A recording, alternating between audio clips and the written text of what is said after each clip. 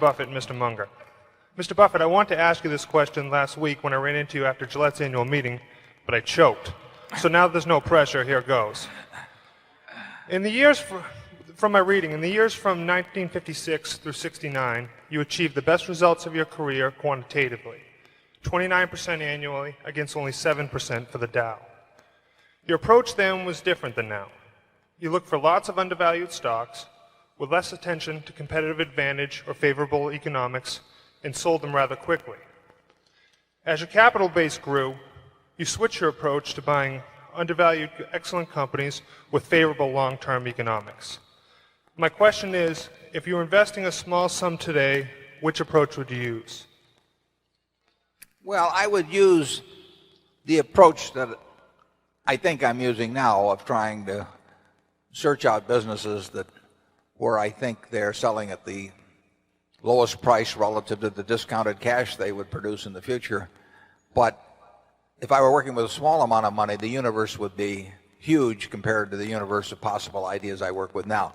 You mentioned that 56 to 69 was the best period. Actually, my best period was before that. It was from right after I met Ben Graham in early 1951. But from the end of 1950 through the next 10 years, actually returns averaged about 50% a year. And I think they were 37 points better than the Dow per year, something like that. But I was working with a tiny, tiny, tiny amount of money. And so I would pour through volumes of businesses, and I would find one or two that I could put $10,000 into or $15,000 into that were just ridiculous. They were ridiculously cheap. And obviously, as the money increased, the universe of possible ideas started shrinking dramatically.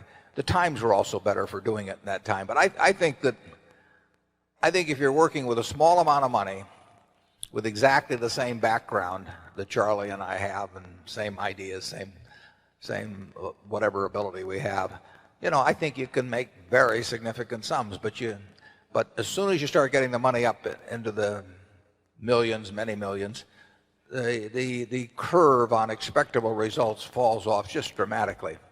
But that's the nature of it. You've got to, when you get up to things you can put millions of dollars into, you've got a lot of competition looking at that, and they're not looking as I did when I started. When I started, I went through the pages of the manuals page by page. I mean, I probably went through 20,000 pages in the Moody's Industrial, Transportation, Banks, and Finance manuals. And I did it twice. And I actually, looked at every business. I didn't look very hard at some. Well, that's not a practical way to invest tens or hundreds of millions of dollars.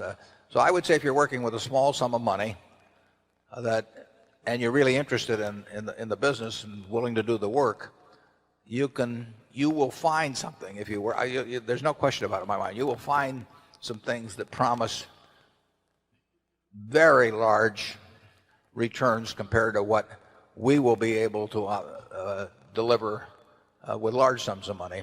Charlie? Well, yeah, I think that's right. A brilliant man who can't get any money from other people and is working with a very small sum probably should work in very obscure stocks, searching out unusual mispriced opportunities. But that's such a small world. It may be a way for one person to come up, but it's a long slog.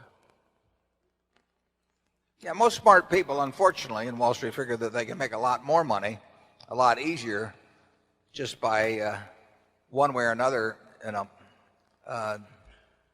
getting an override on other people's money or delivering services in some way that people. And the monetization of hope and greed, is a way to make a huge amount of money. And right now, it's just take hedge funds. I mean, I've had calls from a couple of friends in the last month that don't know anything about investing money. They've been unsuccessful and everything else. And one of them called me the other day and said, well, "I'm forming a small hedge fund, 125 million." He was talking about, like the thought that since it was only 125 million, maybe we ought to put in 10 million or something of the sort. I mean, if you looked at this fellow's Schedule D on his 1040, for the last 20 years, you'd think he ought to be mowing lawns. But Yeah. but he may get his 125 million. I mean, and it's just astounding to me how willing people are during a bull market just to toss money around because they think it's easy. And of course that's what they felt about internet stocks a few years ago. They'll think about something else next year too. But the biggest money made in Wall Street in recent years has not been made by great performance, but it's been made by great promotion, basically. Charlie, do you have anything? Well, I would state it even more strongly. I think the current scene is obscene. I think there's too much mania. There's too much chasing after easy money. There's too much misleading sales material about investments. There's too much on the television emphasizing speculation in stocks.